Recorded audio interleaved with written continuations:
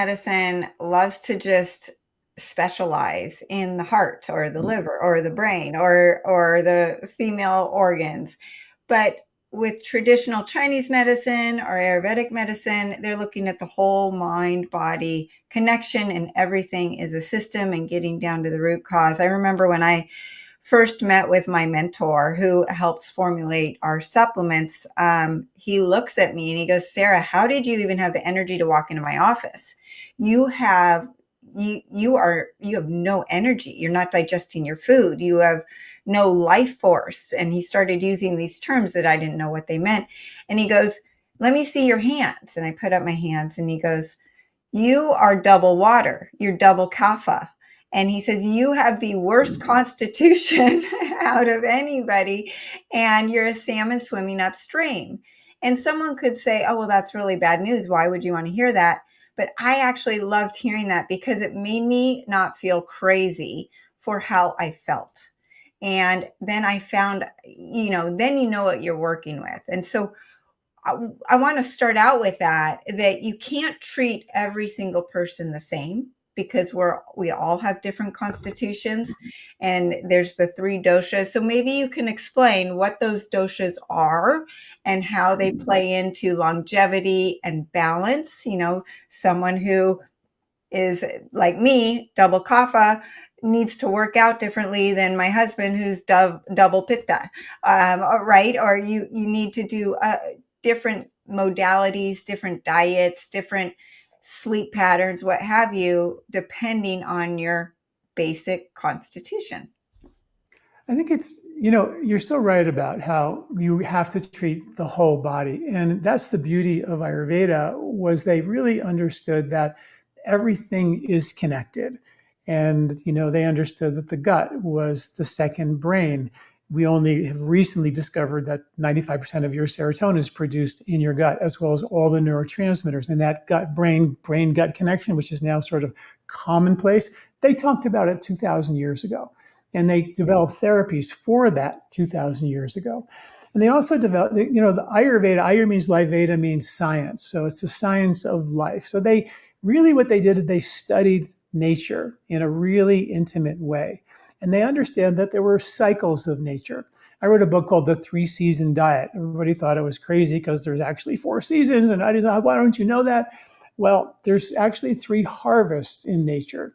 There's a spring harvest, a summer harvest, and a fall harvest for winter eating. One season nature takes to break. Everybody wants to vacation, So if you look at those seasons, winter is cold and dry. Well, we all know people who are cold all the time, always putting on a sweater, always putting on more blankets, and they can never get warm. They have more of those winter qualities inside of them. And that's governed by air, just like the winds come in the winter and dry us out, dry our intestinal tract, our joints get dry, our skin gets dry. And so those are the folks who have a lot more dryness. Now, your husband, he has a lot more of the summer qualities in him. So he's hot and fiery and competitive and driven, and maybe even gets more inflamed, and maybe even gets more heartburn, because those are all things related to too much heat in the body, right? And then the spring quality, which is what you are, is the kind of the earth and water quality. It's this, when you think about the spring, you go for a walk and a hike in the spring, you're coming back with muddy feet. The earth holds on to more water in the spring, and we hold on to more water in the spring. So if you have a constitution that has a lot more water in it and a lot more earth in it, you're going to be more tendency to be kind of heavier set, hold on to water, maybe be more congested, those kinds of things. If you're a summer, we call it pitta body type, that means you're going to have way more heat in your body and more of these pitta kind of qualities, or what is called more fire in your body.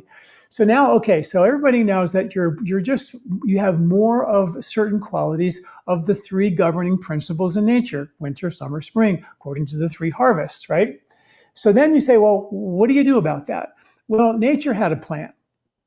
And the plan is, in the wintertime, when you have a cold, dry body type, if you're eating cold, dry foods like ice cold smoothies and ice cold blueberries, then you're making a cold body type in a cold season more cold by eating more cold foods. Where the squirrels are outside in the winter eating nuts and seeds, they know what they should be eating. They're eating a higher protein, higher fat, higher insulating food that's naturally occurring during the winter months. Nature will always give you the antidote in its harvest for the extreme of each season. So in the summer, you're going to get more cooling fruits and vegetables to put out that fire, excess heat. And in the springtime, when it's a muddy, rainy, congested allergy season, nature provides the bitter roots that your deer are digging up in your lawn, those spring fluorescent greens, which are rich in chlorophyll, that actually clean the villi of your intestinal tract and get rid of any intestinal mucus, which can also breed to respiratory mucus because those two microbiomes are bidirectional. So nature had a plan. So when you understand that we should just be eating in season, which is like the most logical thing anybody could ever think of, because that's how everyone did, you would just, what we did was I wrote a book called The 3-Season Diet, which you basically take a grocery list for the springtime, which is this grocery list. It's free on my website. And you just circle the foods on the spring list, is all the foods harvested in the spring around the world. And you eat more of those foods. The ones with the asterisks are the superfoods for that season. And now you're getting not only the right food for the right season, but if you eat them in an organic way or whole herbs as opposed to sterilized extracts, which have alcohol in them, you're getting the natural occurring microbiome, which are on your foods and your herbs, to inoculate your gut with the right bugs for the right season. And those bugs have been shown to, in the wintertime, the microbes are different in the soil and on your food than in the spring. And the bugs in the winter boost immunity. The bugs on your food in the spring decongest you. The bugs on your food in the summer help you dissipate heat. So it's just diving deeper into this deep understanding of knowing that nature really had a plan. And this is not our Indian medicine. My teacher taught me and said, this is universal medicine. This is not like only Indian, kind of Indian subcontinent does this. These are just laws of nature that apply to every culture, every place on the planet, which is what I really believe makes it so beautiful. And what's so sad, because everything you're saying makes sense. It just makes sense. There's no argument to that. But in the modern day food supply, 70% is processed food, right? And so we don't even, as a people, connect to our food because it's so ultra processed. It's in these plastic packages. And that's even to say a funny story. This last winter, my daughter does our marketing for me. I go, get me a watermelon. She looks at me and she rolls her eyes and she says, Mom, it is not watermelon season. And I'm like, you're right.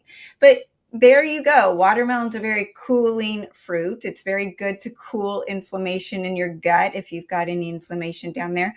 But that makes more sense to have during the summertime when it's hot, and soups and warm foods during the winter. But with this modern day food supply being totally disconnected, no, you wonder why everyone's got leaky gut, which is causing anxiety and depression to be, at skyrocketing levels. And all of these chronic diseases, inflammation is higher than ever.